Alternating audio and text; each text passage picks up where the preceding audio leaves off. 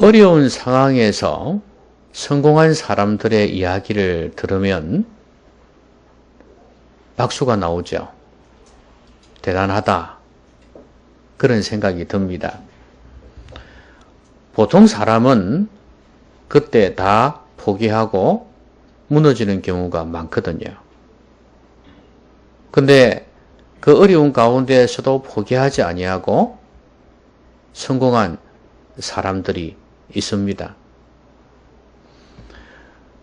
제가 한 번은 제 고향이 남해 아닙니까?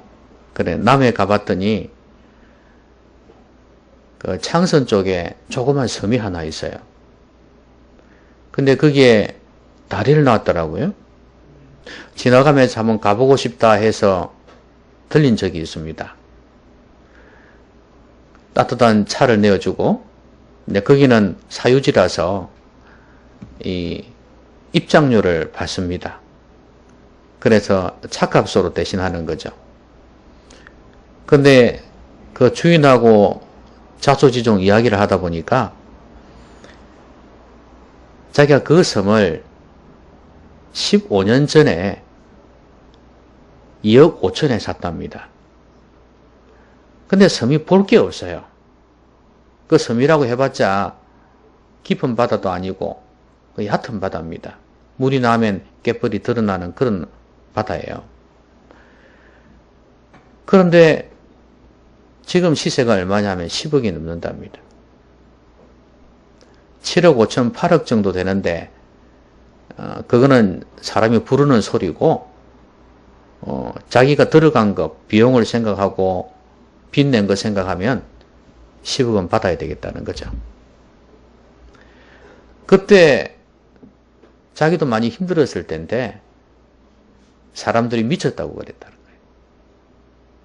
왜 그걸 사냐고. 차라리 육지에다가 15년 전이면 2억 5천 가지고 땅을 사든 뭘 사든지 해가지고 그걸 좀 잘 돌리면 돈을 더 많이 벌 수 있을 거 아니냐, 이렇게 이야기를 했다는 거예요.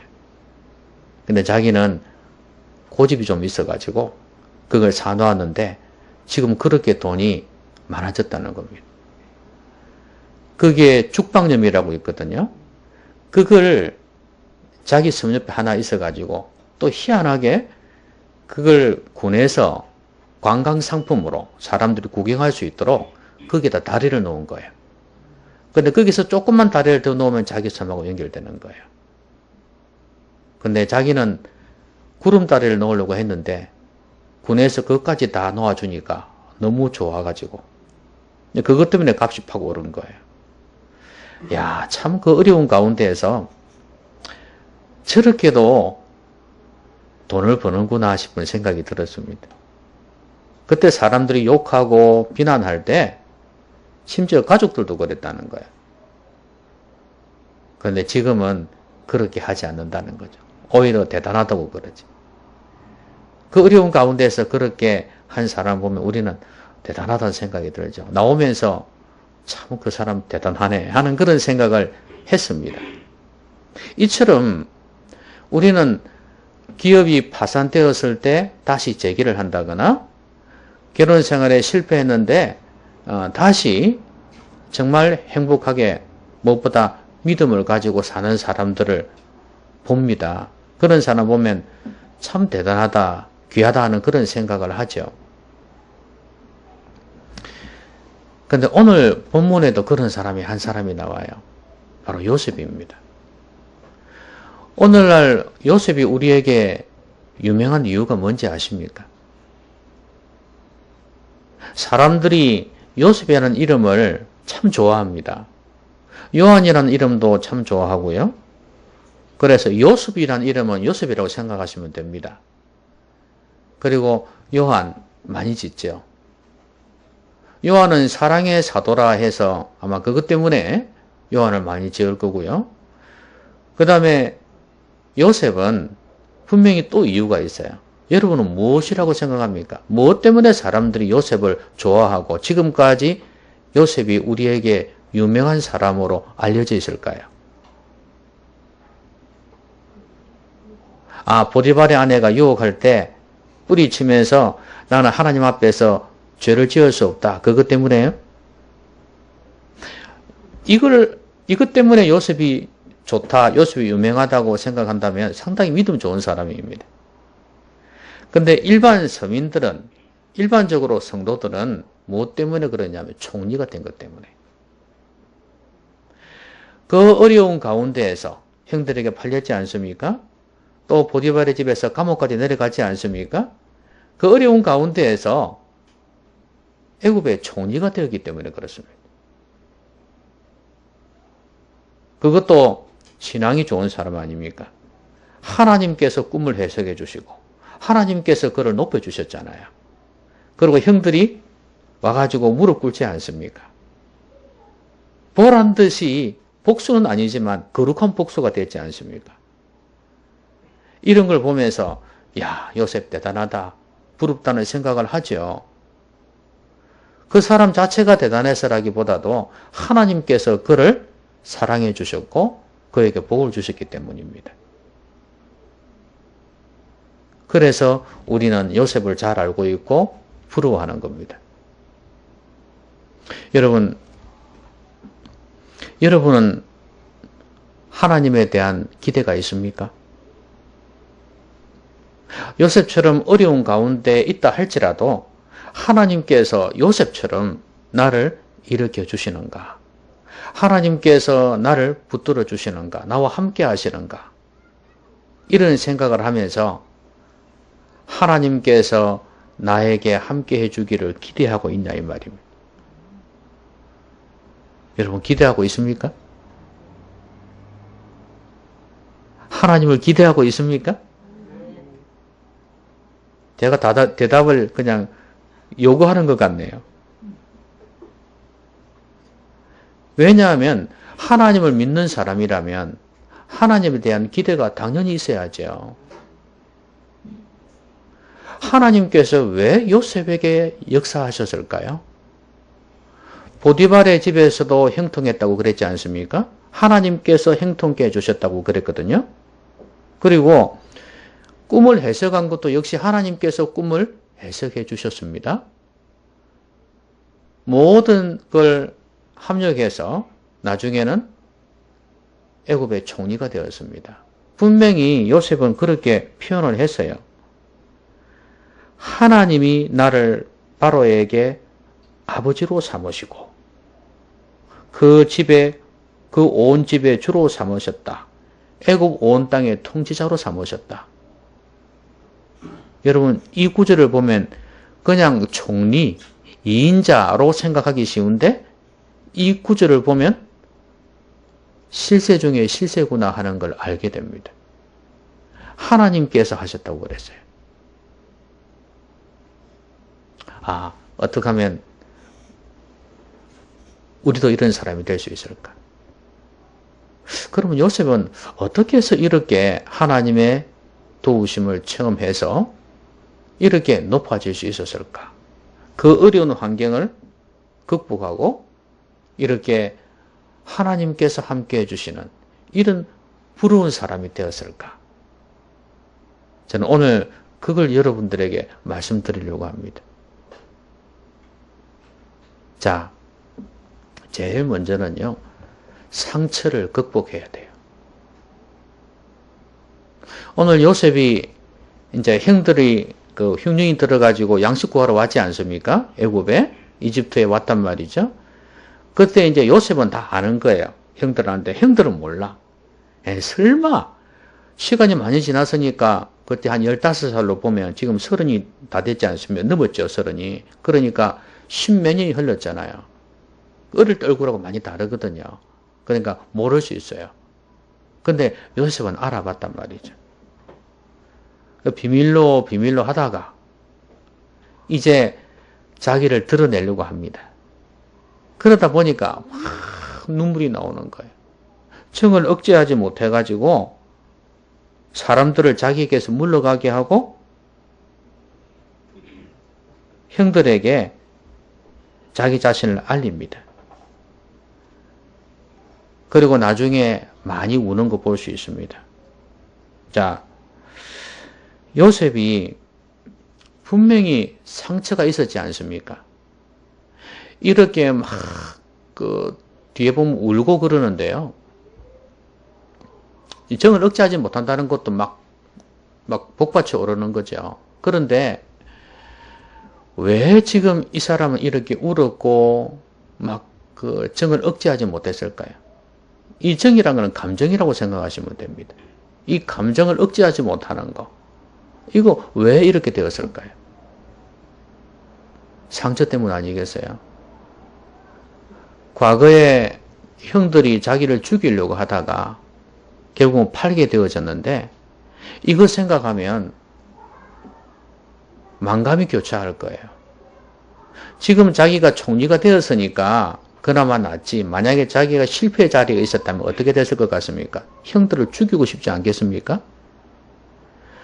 내가 너 때문에 이렇게 되었다. 너희들 때문에 이렇게 되었다 생각이 들면 원한과 복수심으로 가득 찼을 거예요. 근데 오히려 전화위복이 되었지 않습니까? 그나마 좀 낫지만 그래도 그의 마음 한켠에는 엉어리져 있을 것입니다. 상처가 있었어요. 여러분, 형들입니다. 아무리 엄마가 달라도 아버지가 같습니다. 일반 사람도 하지 못하는 것을 어떻게 가족이 이렇게 죽이려고 하고 팔려고 할 수 있겠단 말입니까? 그건 못한단 말이죠. 그러니까 그렇기 때문에 더더욱 상처가 컸단 말이죠. 그런데 그 상처를 뒤로 하고 이 사람은 보란듯이 총리가 되었습니다. 여러분, 만약에 요셉이 팔리고 난 뒤에 바로의 집에, 애굽 보디발의 집에 있을 때, 감옥에 있을 때 그가 그 상처에 그 원한에 그 복수심에 사로잡혀 있었다면 그가 어떤 사람이 되었을 것 같습니까? 사회에 대해서 부정적인 시각을 가지고 어떤 못된 짓을 했을지 모릅니다. 그런데 그의 상처는 그에게 하등의 영향을 미치지 않았다는 거예요. 그의 삶에도 그렇고 하나님과의 관계에 있어서 부정적인 영향을 미치지 않았다는 겁니다. 이게 바로 그가 하나님 앞에서 쓰임받은 이유입니다. 여러분, 왜 요셉이 그렇게 형들에게 미움받았습니까? 물론 아버지의 편에도 있습니다. 그러나 결정적인 건 뭡니까? 꿈 이야기잖아요. 자신은 꿈을 꾸었는데 하나님께서 자기에게 그 꿈을 주었다고 믿었어요. 별들이 자기한테 절을 하고 그 다음에 곡식단이 자기한테 절을 한단 말이죠. 근데 그 모든 12개가 뭐예요? 결국에는 나중에 총리가 되었을 때 자기에게 고개를 숙일 것이라는 그 이야기인데 어쨌거나 어린 자기로서는 이해하지 못할 꿈이지만 그 꿈을 이야기한 거예요. 그런데 형들 입장에서 볼 때는 기분 나쁘다고 말이죠. 그렇지 않아도 패배를 당하니까 기분 나쁜데 아니 꿈에서조차도 너가 우리보다 높다고 우리가 너희들한테 절을 한다고 너한테? 이건 말도 안 되지. 그러면서 더더욱 화가 났던 겁니다. 그래서 사실은 결정적으로는 그 꿈 때문에 팔리게 된 것입니다. 그러면 요셉 입장에서는 억울하다고 할 수 있어요. 꿈 때문에 그랬으니까. 그런데 팔리고 난 뒤에 그런 청소년기를 지나면서 많은 생각을 했을 겁니다. 보디발의 집에 종로로 탈 때도 그렇고 또 감옥에 들어갔을 때도 그렇고 많은 생각했을 거예요. 형들이 미웠을 겁니다. 처음에는. 보디발한테나 그 집안 사람들이나 혹은 또 감옥에 들어갔을 때 그 죄수들한테 자기가 어려움을 당했을 때 아마 형들이 원망스러웠을 겁니다. 그런데 그걸 극복했어요. 여러분, 요셉이 어떻게 그 상처를 극복했을 것 같습니까? 하나님과의 관계에 있어서 아무런 영향을 미치지를 못하고 있거든요. 오히려 하나님을 더 사랑하고 더 가까이 하는 걸 볼 수 있지 않습니까? 옛날에는 어렸지만 지금은 더 성숙해 있잖아요. 보디발 아내가 유혹을 해도 넘어가지 않는 그런 모습을 볼 때 참 성숙해 있다. 그걸 볼 수 있습니다. 이 사람은 저는 그렇게 생각해요. 이 사람이 어떻게 그 상처를 극복했냐? 하나님입니다. 하나님. 자, 자신은 알고 있습니다. 꿈을 주신 분이 누구라고요? 하나님. 왜냐하면 그 꿈은 일반 꿈하고 너무 달라요. 그죠? 그 꿈이 너무 신기하잖아요. 너무 선명하게 자기에게 다가왔고. 하나님이 주신 꿈이기 때문에 그렇습니다. 이거는 너무 생생한 거예요. 그래서 자신은 하나님께서 자기에게 그 꿈을 주셨다는 것을 알고 있습니다. 이건 보통 꿈이 아니다. 그러면 자기가 고난을 당하고 어려움 당하면서 하나님의 꿈을 생각한 것입니다. 하나님께서 나에게 꿈을 주셨다. 그러면 그 꿈을 주신 하나님 때문에 자기 어려움을 당했는데 그렇다면 그 꿈을 주신 하나님이 나를 지켜주실 것이다. 그걸 믿었습니다. 이 꿈은 자기 개인적으로 볼 때는 분명히 좋은 꿈 아닙니까? 그러면 하나님은 나를 사랑하시는 분이다. 하나님은 나를 사랑하신다. 이게 상처를 극복했던 비결입니다. 여러분도 살아가다 보면 가까운 가족부터 시작해서 여러 사람들에게 상처를 당할 수가 있어요. 배신을 당할 수도 있고 비난을 당할 수도 있고 공격을 당할 수도 있고 사기를 당할 수도 있어요. 여러 가지 어려움을 당할 수 있습니다. 그때마다 우리가 잊지 말아야 될 것은 하나님을 원망해서는 안 된다는 거예요. 하나님이 살아계시면 왜 이런 일을 이렇게 생각할 수 있단 말이죠. 하나님은 여전히 나를 사랑하십니다.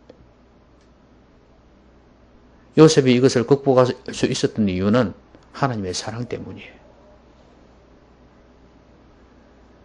하나님이 나를 미워해서 그런 팔려가게 하고 힘들게 한 게 아니었다는 거예요. 요셉은 누구보다 그걸 알았습니다. 그런데 보통 사람은 그렇게 생각 안 하죠. 하나님이 나를 사랑한다면 왜 행들을 통해서 나를 팔게 해? 그런 생각한단 말이죠. 혹시 여러분들도 그런 상처 때문에 힘들어하고 어려운 가운데에서 하나님을 원망하고 있지는 않습니까?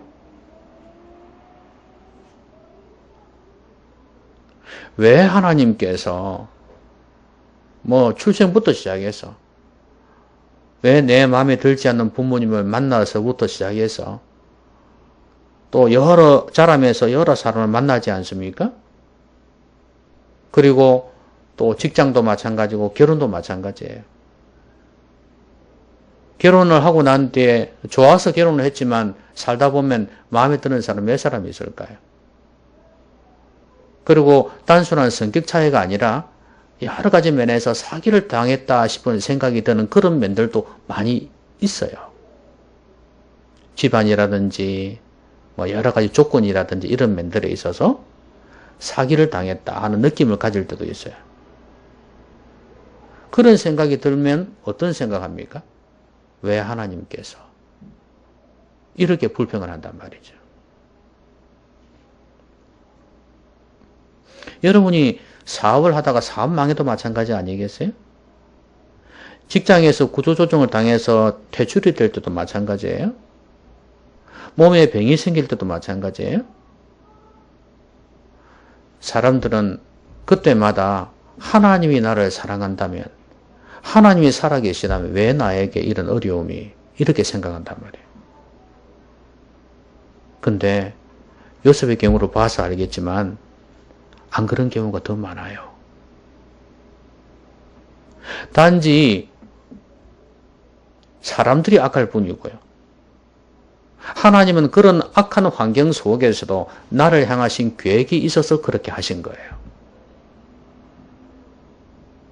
하나님께서는 요셉을 향하신 계획이 있었던 겁니다. 꿈이 있었던 거예요. 하나님은 요셉을 너무 사랑하셨어요.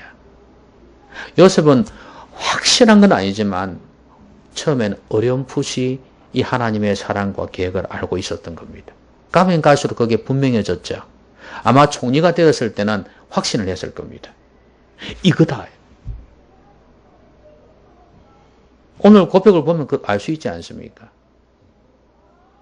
여러분, 여러분에게 어떤 상처가 있든지 이걸 극복하셔야 됩니다.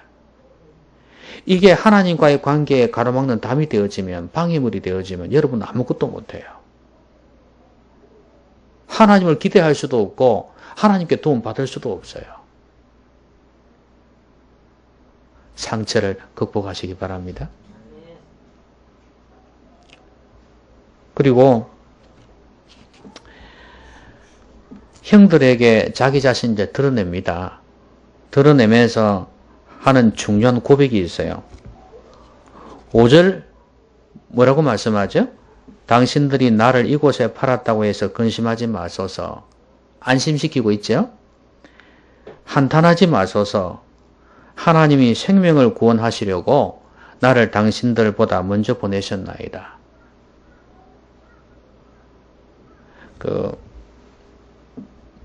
사실 온 땅에 흉년이 들었죠. 이집트에도 그랬고 이스라엘도 그렇고 다 흉년이 들었어요. 근데 그 사실을 5년 동안 흉년이 들고 5년 동안 풍년이 들고 5년 동안 흉년이 들고 그랬거든요. 근데 하나님이 그걸 알려주셔가지고 이집트에 있을 때 5년 동안 부지런히 모은 거죠. 함부로 안 쓰고 부지런히 모아서 흉년 5년을 대비한 것입니다. 그런데 이스라엘은 이런 사람이 없으니까 앞으로 흉년이 들 거라는 걸 몰랐기 때문에 그냥 일반적으로 살았을 거예요. 평소대로. 그러다 보니까 5년 흉년이 들었을 때 양식이 없는 거잖아요. 그래서 이제 굶어 죽을 판에 이들이 이집트에 양식을 구하러 온 것입니다. 그러니까 요셉은 그렇게 말하고 있습니다. 생명을 구원하시려고. 여기서 생명은 육적인 생명이라고 보시면 돼요. 그래서 많은 사람들을 살리려고 나를 이곳에 보냈다. 이집트에 있는 생명도 마찬가지고. 그 다음에 이스라엘, 또 이스라엘 뿐이겠습니까? 주위 나라에서 많이 왔지 않겠습니까? 그런 사람들의 생명을 살리려고 나를 이곳에 보내셨다. 당신들은 말할 것도 없고.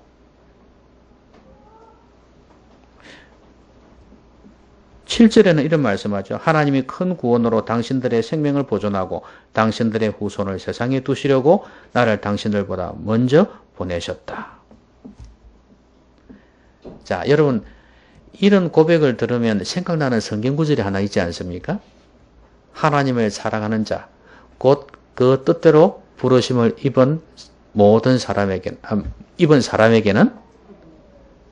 자에게는 모든 것이 합력하여 선을 이루느니라. 모든 것이 합력하여 선을 이룬다.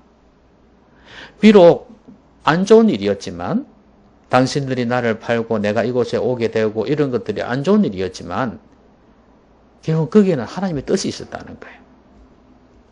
많은 사람의 생명도 생명이지만 특히 야곱의 자손들. 여러분 야곱은 누구의 아들입니까?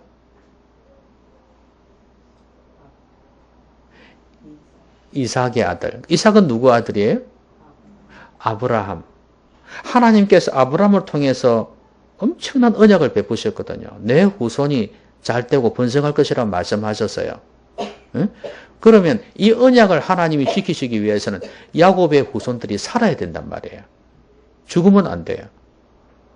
그러니까 요셉 입장에서 볼 때는 더 큰 그림을 그리고 있는 거예요. 단지 많은 사람, 이 사람의 생명이 중요한 게 아니라 하나님의 언약의 백성인 이 당신들, 야곱의 후손들, 이 사람들을 살리기 위해서.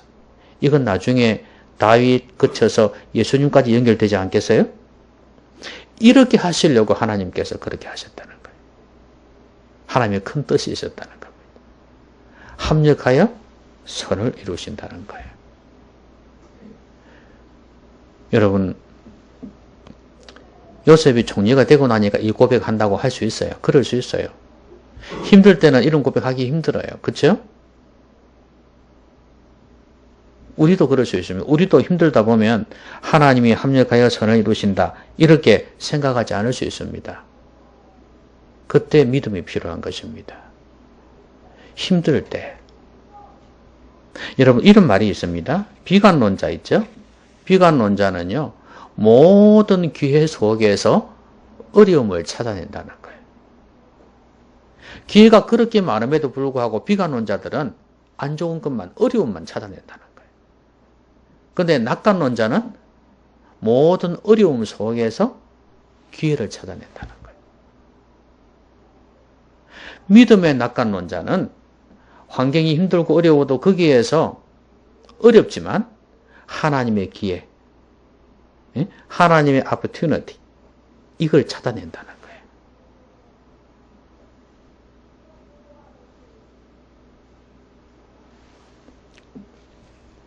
여러분이 힘들다 해서 포기하지 마시기 바랍니다. 하나님은 분명히 선한 뜻을 가지고 있습니다. 그 윈스턴 처칠이란 영국 총리 아시죠? 수상령. 이 사람이 참 연설을 잘했는가 봐요. 그런데 옥스퍼드 대학 졸업식 때 이 사람이 한 유명한 말이 있습니다. 많은 말도 안 했어요. 한마디로 끝냈어요. 그걸 3번 연거푸했다 그러더라고요. Don't give up. Don't give up. 포기하지 말아라. 제가 옛날에 그냥 들은 이야기로는 제2차 세계대전 그때 전쟁이 터졌을 때 백성들이 막 힘들고 어려울 때 전쟁에서 지고 있을 때 그때 이 말을 했다고 저는 그렇게 알고 있었거든요. 그 사실 여부를 확인해 봐야 되겠지만 일반적으로는 옥스퍼드 대학 졸업식 그거로 알려져 있어요. 근데 만약에 그때도 했다면 이 말은 정말 큰 힘을 주었으면 틀림이 없습니다. 그래서 이 백성들이 다시 힘을 얻고 전쟁에 나가서 싸워서 이겼다는 이야기 아닙니까? 연합군이 이기게 되는 이야기거든요. 힘들 때는 누구나 낙관적으로 보지를 않습니다. 좋은 면들은 못 봐요. 안 좋은 것만 생각합니다. 우리 믿음의 성도들은 어떻게 해야 되겠어요? 힘들고 어려울 때 좋은 쪽으로 바라봐야 되겠죠? 예. 합력하여 선을 이루실 것이라는 거. 여러분, 안 좋은 일이지만 합력하여 선을 이루게 될 줄로 믿으시기를 바랍니다.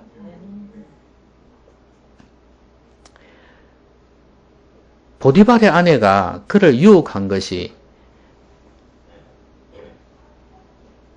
그것이 안 좋은 일이었죠. 그걸 거부했는데 결국 감옥에 들어갔지 않습니까? 그렇죠?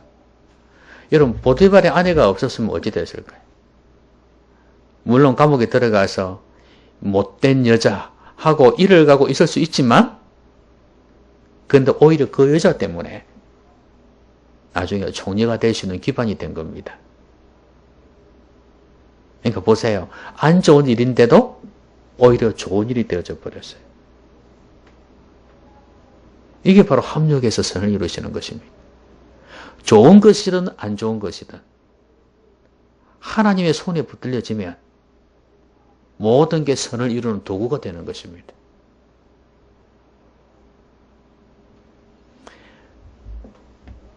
핵심 하나 있습니다. 하나님을 사랑하는 자, 곧 그 뜻대로 부르심을 입은 자에게는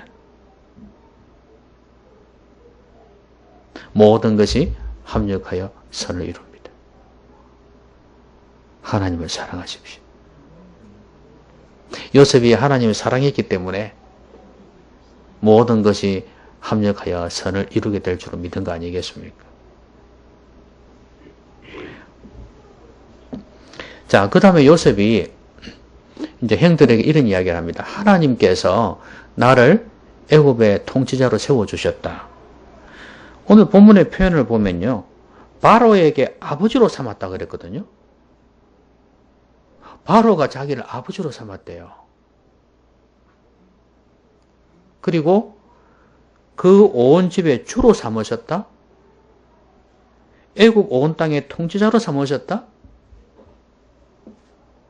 여러분 이거 생각하면 야 요셉이 그냥 2인자가 아니구나 하는 생각을 다시 한번 가지게 됩니다. 근데 초점은 하나님께서 나를 이렇게 만드셨다는 거예요. 세우셨다는 거예요. 여러분, 요셉이 애굽의 총리가 된 과정 아시죠? 아까 말씀드린 대로 팔려가지고 보다벨의 집에 왔고요. 그렇죠? 거기에서 있다가 아내가 유혹하다 거부했기 때문에 나중에 강간범으로 몰려서 성폭행범으로 몰려서 감옥에 들어갔죠? 거기에서 누구를 만납니까? 술 맡은 관원장, 떡 맡은 관원장 두 사람을 만나죠. 그들의 꿈을 해석해 줍니다. 그리고 난 뒤에 이제 술 맡은 관원장은 회복될 것을 이야기를 해줬거든요. 떡 맡은 관원장은 죽게 될 거. 뭐 꿈 그대로 해석을 해줬으니까. 그래서 당신이 나가면 회복될 건데 나를 꼭 기억해 달라고. 그렇게 부탁을 했습니다. 좀 석방시켜 달라 그 말 아닙니까? 술 맡은 관원장은 2인자거든요. 2인자. 그랬는데 시간이 지나도 연락이 없습니다. 잊힌 바 되었습니다. 그런데 어느 날 왕이 꿈을 꾸었는데 그게 바로 아까 이야기한 5년, 풍년, 5년, 흉년 그거예요. 그 꿈을 해석해 줘가지고 풀려나오게 됩니다. 자, 이 과정을 보면서 왜 하나님께서 술 맡은 관원장이 요셉을 잊어버리게 했을까요? 나중에 한창 뒤에 나중에 왕이 꿈을 꿔가지고 이 꿈 해석하라 그러니까 아무도 해석 못 하거든요. 뭐 애굽의 이집트의 유명한 박사들이고 뭐고 점수를 갖고 다 불렀는데도 해석을 못 하는 거예요. 그때 이 술 맡은 관원장이 생각이 난다. 그러면서 요셉을 불러 올린 겁니다. 내 꿈을 해석해 주었는데 진짜 그대로 됐어요. 그러니까 요셉의 해석을 잘할 겁니다. 불러 올린 겁니다. 그제서야. 그러면 그동안은 왜? 아니 뭐 석방되어 가지고 뭐 다시 불려갈 수도 있지 않습니까? 근데 왜 그랬을까요?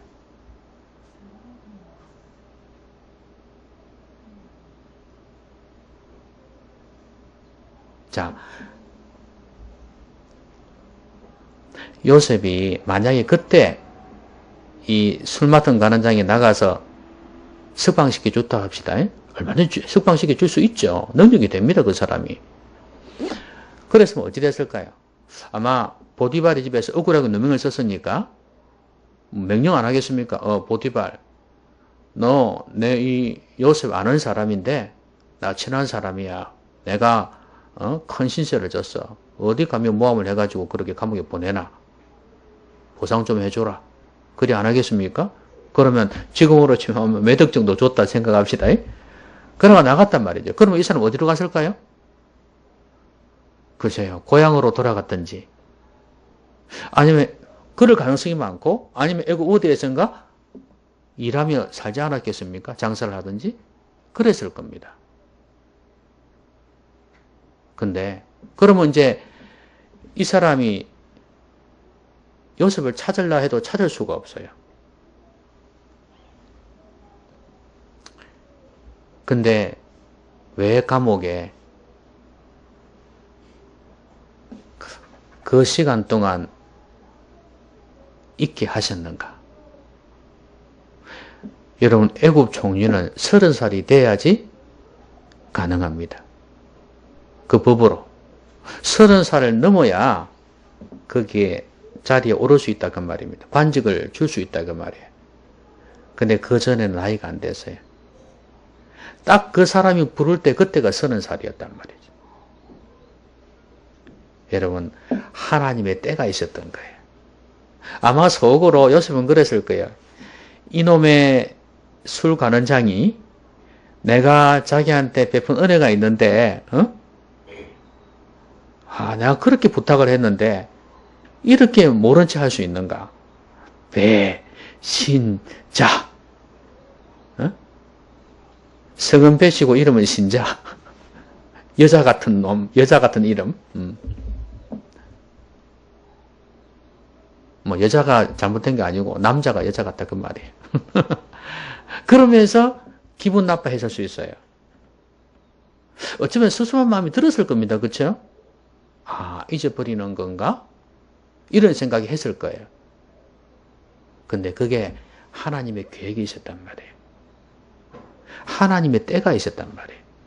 내가 원하는 때는 좀 빨리 나갔으면 좋겠는데 생각해 보세요. 아무리 그 감옥의 총무라고 해도 쉬운 일이 아니잖아요. 빨리 나가면 좋지. 빨리 나갔으면 좋겠는데 하나님께서 몇 년을 더 기다리게 하셨단 말이에요. 하나님의 때는 달랐던 겁니다. 하나님은 그때를 기다리고 계신 거예요.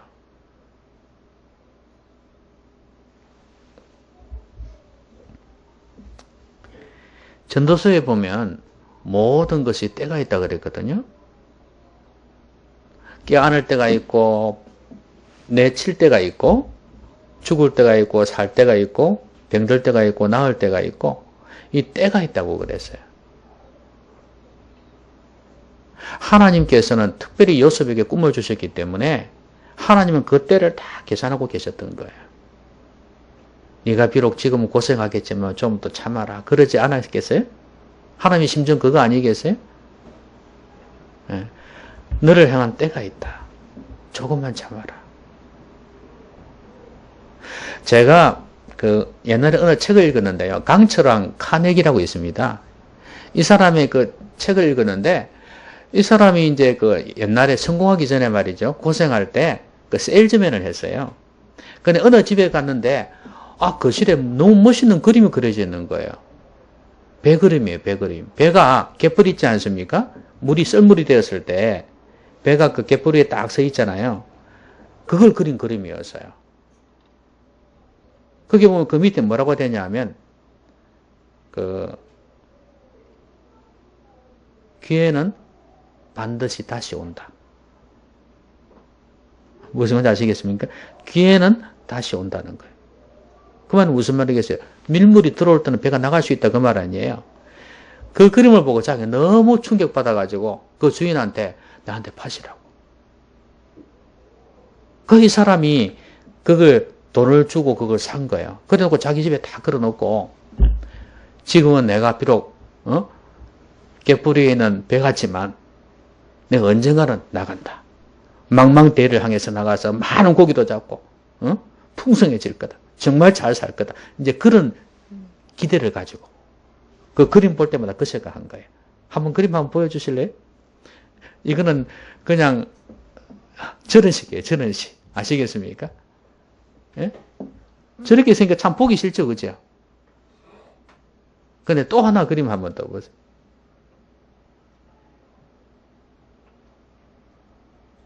이거는 어때요? 저는 아까 그 그림보다 이 그림을 더 좋아해요. 왜 그런 줄 아십니까? 아까 그 그림은요, 밀물이 들어오면 나갈 수 있죠, 그죠? 그죠? 아니, 밀물이 들어오면 나갈 수 있죠? 못 나갑니다. 배는 절대 못 나갑니다. 제가 요 그림 있죠? 이 그림도, 이 배도 못 나갑니다. 나갈 수 있습니까? 누가 있어야 됩니까? 주인이 타지 않으면 절대 못 나갑니다. 이 배는. 아시겠습니까? 그래서 저는 그 그림보다 해석하기 나름인데 저는 그 그림보다 이 그림을 더 좋아해요. 배는 나란 말이죠. 나. 맞죠? 나라고 생각한다면 아무리 썰물이 들어와도 주인 없이는 못 나갑니다. 저는 제 핸드폰 그 바탕화면 있잖아요. 그 딱 켜면 켜지는 게 있잖아요. 그게 요런 그림이 들어가 있어요. 이거 좀 다르지만. 왜냐하면 내가 아무리 좋은 환경을 가지고 있고 밀물이 들어와서 나갈 수 있는 환경이 구비가 되어져도 내게 능력이 있어도 주인이 나에게 와서 시동을 켜고 핸들을 잡고 나가지 않으면 절대 못 나간다는 거예요. 여러분의 인생도 마찬가지예요. 하나님께서 여러분을 이끄시고 인도해 주셔야지 되는 겁니다. 내가 아무리 몸부림치고 애를 쓴다 해도 절대 거기에는 행복과 성공이 없습니다. 이 성공이라는 개념은 부자 된다는 말이 아닙니다. 참된 성공이에요. 영혼과 육체가 다 같이 잘 되는 것.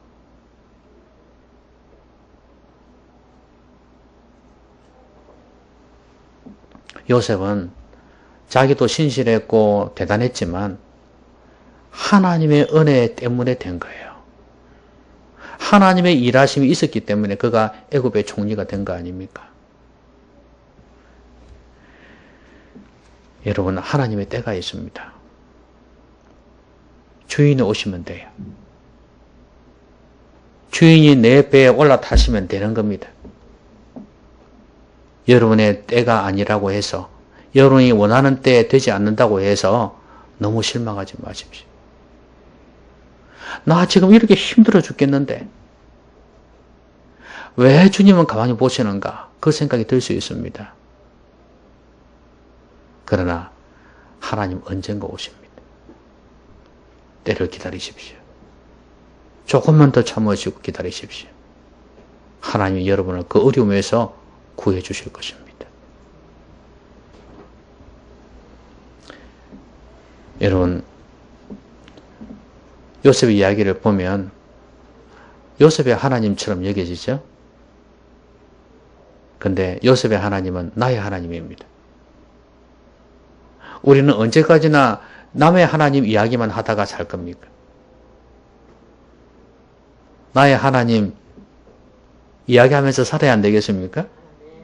내게 역사하신 하나님, 나를 사랑해 주신 하나님, 내 기도에 응답해 주신 하나님, 내가 힘들고 어려울 때 나를 이렇게 세워주신 하나님 경험해야 되지 않겠습니까? 그리고 그 하나님을 이야기하고 간증할 수 있어야 되지 않겠습니까? 그 하나님께 찬양할 수 있어야 되지 않겠냐 그 말이에요.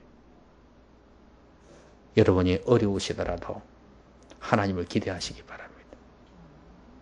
상처를 뛰어넘어야 됩니다.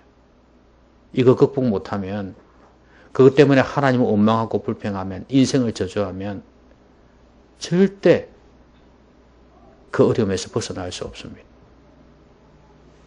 하나님의 도우심 받을 수가 없어요. 하나님께서는 합력하여 선을 이루신다는 걸 믿으십시오.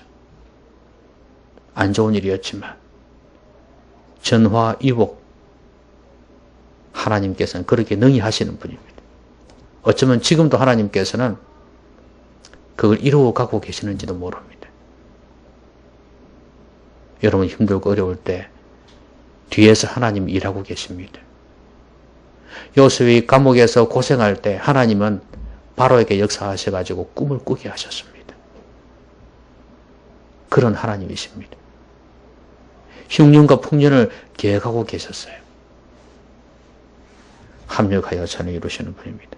그리고 내 때가 아니라도 인내하십시오. 하나님의 때가 반드시 있습니다. 이 하나님을 꼭 여러분의 하나님으로 체험하시기를 바랍니다. 우리 같이 한번 기도하겠습니다. 오늘 말씀 생각하면서 같이 한번 기도하겠습니다.